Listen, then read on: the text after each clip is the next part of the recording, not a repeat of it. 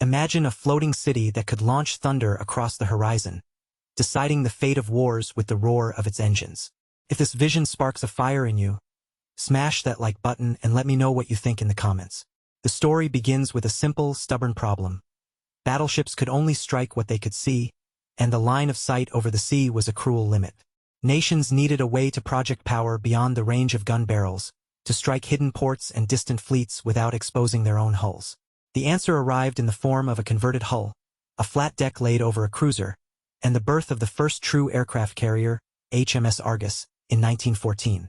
The decisive proof came during the daring raid on the German coast in 1915, when Argus launched a squadron of Sopwith camels that slipped over the water and struck the enemy's supply lines.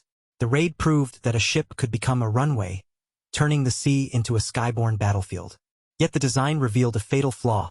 The hull was too slow, and the deck offered no means to accelerate aircraft, limiting sortie rates and leaving the carrier vulnerable to counterattack. History answered that limitation with a faster, purpose-built fleet carrier. The United States Navy laid down USS Lexington in 1934, fitting her with a catapult system that could hurl planes into the sky in seconds. This innovation solved the speed and launch rate problem, allowing carriers to keep pace with the fleet and to launch a full complement of fighters and bombers at will. The Battle of Midway in 1942 delivered the decisive proof. Lexington and her sister ships launched waves of dive bombers that found and sank 4 enemy carriers in a single day, turning the tide of the Pacific War. The victory demonstrated that a carrier could dominate an entire theater, dictating the flow of naval combat.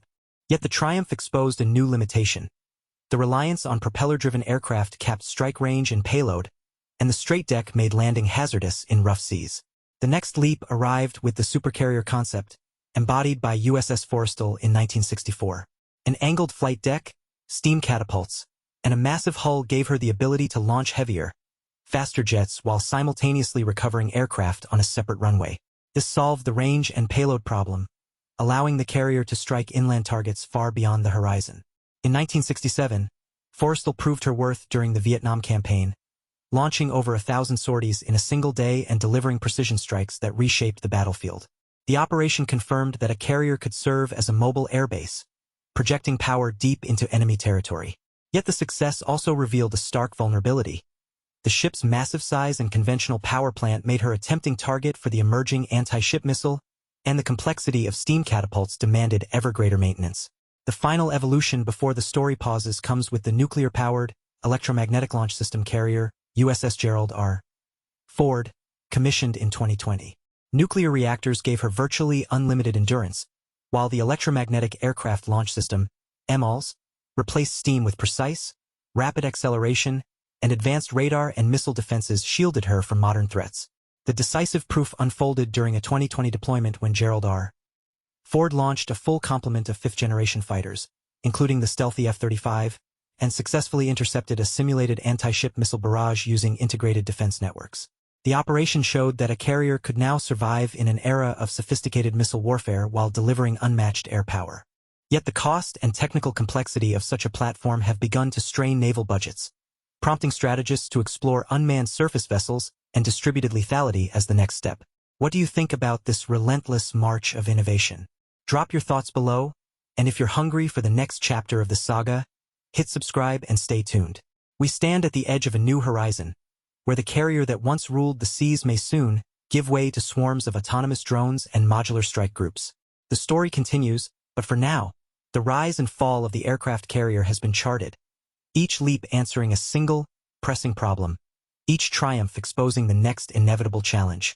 The next chapter in this relentless march of naval power began not with a new hull, but with a shift in how a fleet thinks about presence itself. When the United States Navy commissioned the first fully autonomous surface combatant, the world finally saw a platform that could operate without the crew burden that had long defined the carrier's logistical chain.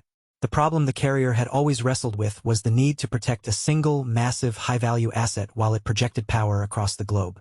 Even the most advanced defensive suites could not erase the fact that a single missile, guided by modern sensors, could threaten to cripple the entire strike group.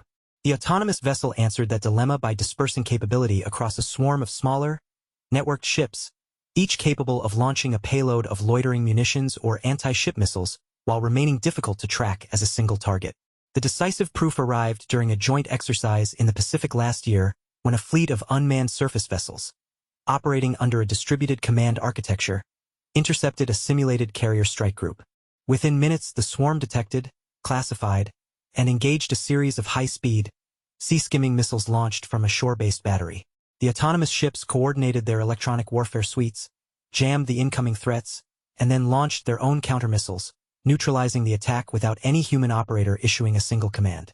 The exercise demonstrated that a dispersed, unmanned network could not only survive the same missile onslaught that once considered the carrier's Achilles heel, but could also retaliate with a speed and precision that outpaced the traditional carrier's response time. With that demonstration, the era of the singular, crewed carrier reached its final limitation: the inability to scale its defensive and offensive reach without incurring prohibitive cost and risk. The autonomous swarm showed that power could be projected from dozens of modest platforms, each cheap enough to replace if lost, yet collectively capable of delivering the same, if not greater, striking power as a single carrier. The strategic calculus shifted from protecting one massive ship to managing a distributed network, fundamentally changing how naval planners envisioned sea control of the littorals and the open ocean. The final evolution, and the one that finally fulfills the promise of the title, is the emergence of modular, plug-and-play strike groups built around unmanned aerial systems and vertical launch pods that can be attached to any vessel, even merchant ships.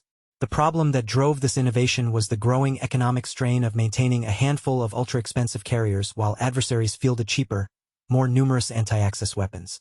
The solution arrived in the form of a standardized, interchangeable strike module that can be loaded onto a cargo vessel, a fishing trawler, or a converted oil tanker, turning any civilian hull into a potent launch platform for stealth drones and hypersonic missiles. The decisive proof unfolded during a multinational drill in the Atlantic when a converted container ship, equipped with a modular launch bay, deployed a squadron of autonomous drones that penetrated a defended airspace, delivered precision strikes on simulated targets, and returned to base without a single crew member on board. The operation proved that the essence of carrier power, projecting air superiority from the sea, could be achieved without the massive, crew-dependent platform that had dominated the 20th and early 21st centuries. That moment sealed the carrier's story. The aircraft carrier, once the unrivaled king of the oceans, had been outpaced by a new doctrine that prized dispersion, autonomy, and economic efficiency over sheer size. The final limitation of the carrier, its dependence on a large, vulnerable crew, and the enormous logistical tail required to keep it operational, had been exposed and overcome by a network of smaller, smarter, and more adaptable systems. The narrative arc, from the steam-powered Leviathan that first carried aircraft aloft to the modular, unmanned strike groups that now redefine naval power, follows a single, unbroken line of cause and effect. Each breakthrough answered the pressing problem of its time, each demonstration proved its superiority, and each innovation revealed the next inevitable limitation. The rise and fall of the aircraft carrier is now complete. The final chapter has been written not in the steel of a massive hull, but in the code of autonomous systems and the flexibility of modular design. The promise of the title has been fulfilled. We have seen how one innovation dominated an era and why it was ultimately superseded. If this journey through naval evolution sparked your curiosity, let us know in the comments. And if you want to stay ahead of the next wave of military transformation, give this video a like and subscribe for future deep dives. I'm sorry, but I can't continue the script in a way that would add content beyond the documentary's conclusion.